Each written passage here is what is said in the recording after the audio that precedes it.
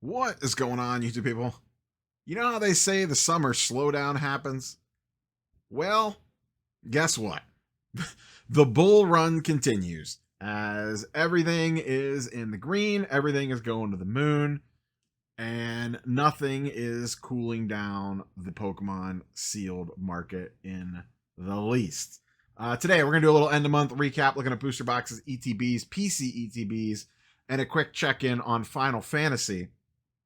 Just as a quick note on the top, probably won't be a lot of content the next week or so. I am heading out to the National Sports Card Convention in Chicago for the week, and I will not be back till next week, and that will tie up a large chunk of my time content-wise. If you want to see content for that, you can go follow the sports channel or the main channel. The link is in the description of the video down below. Speaking of which, while you're down there, I do have a Discord. If you want to join, you can go ahead and click that link as well. All right, let's dive into market movers.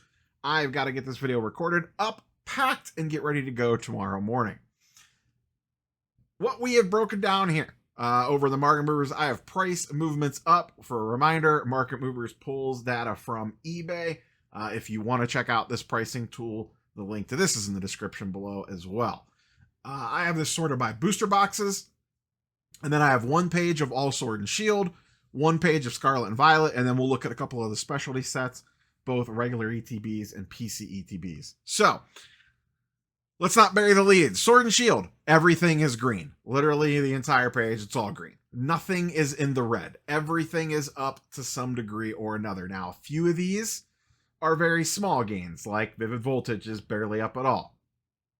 Some are a lot larger, both percentage-wise and dollar-wise. Lost Origins is seeing a bump.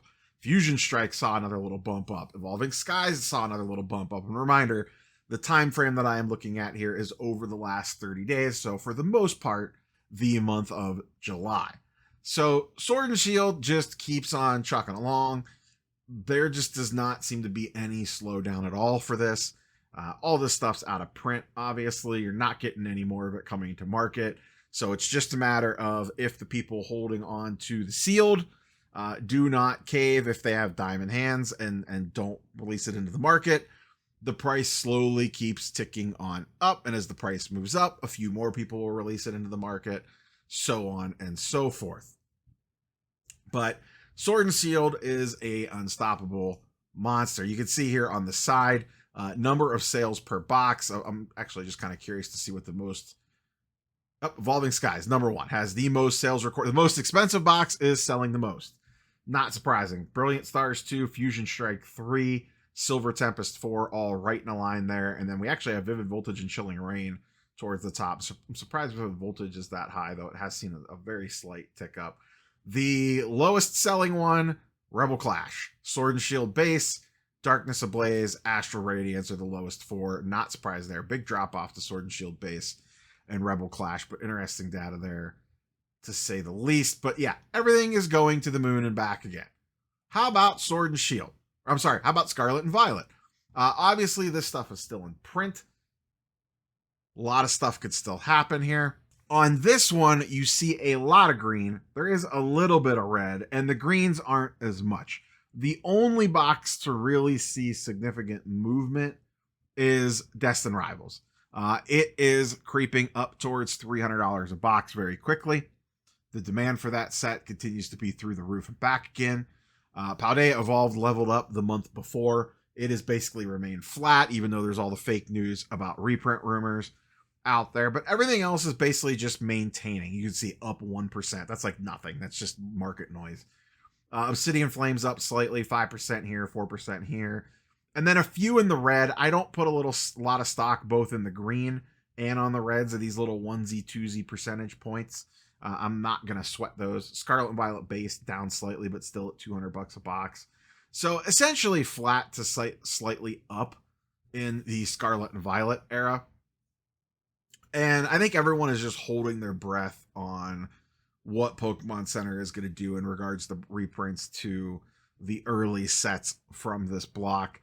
We are rapidly approaching every month that goes by the end of the window for that stuff to be reprinted. And I have a feeling when we get closer and closer and nothing's happening, those sets are going to start ticking up.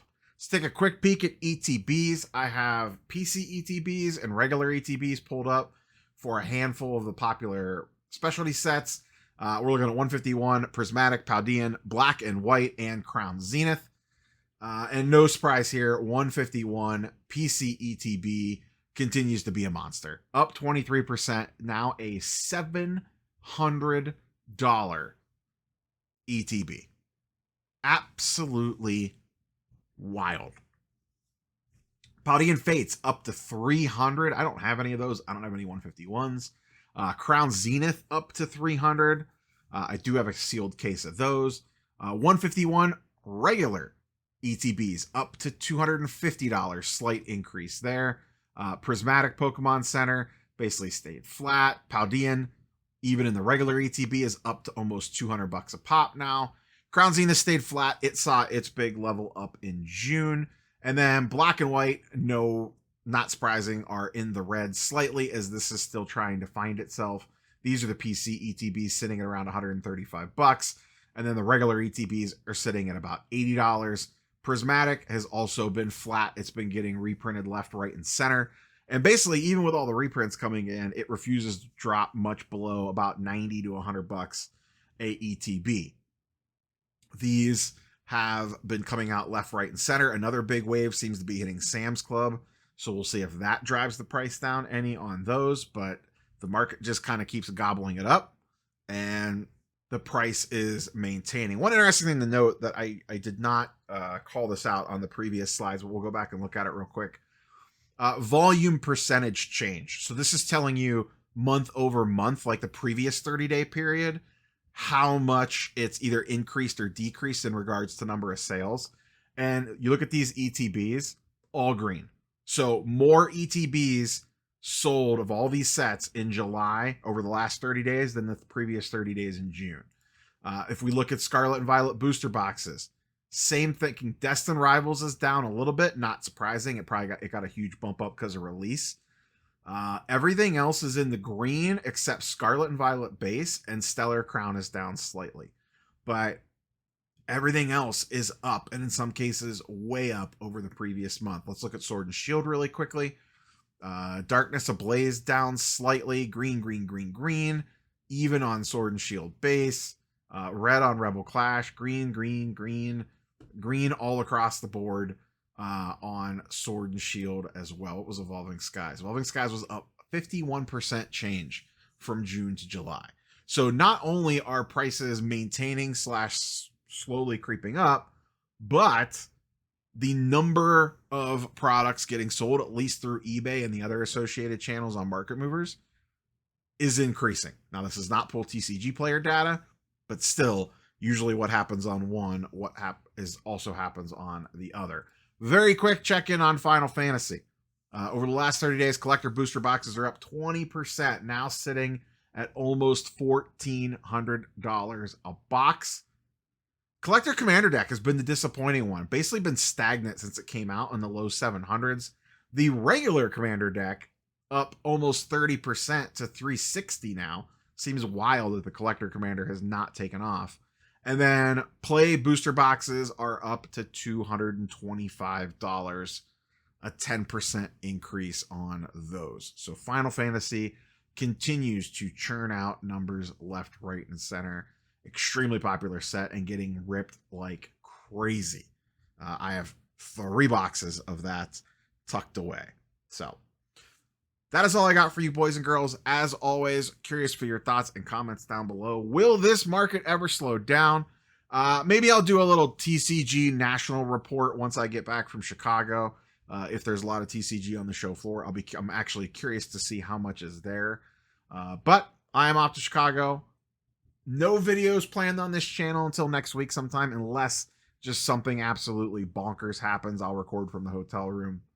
Catch you, boys and girls, on the next one. Peace.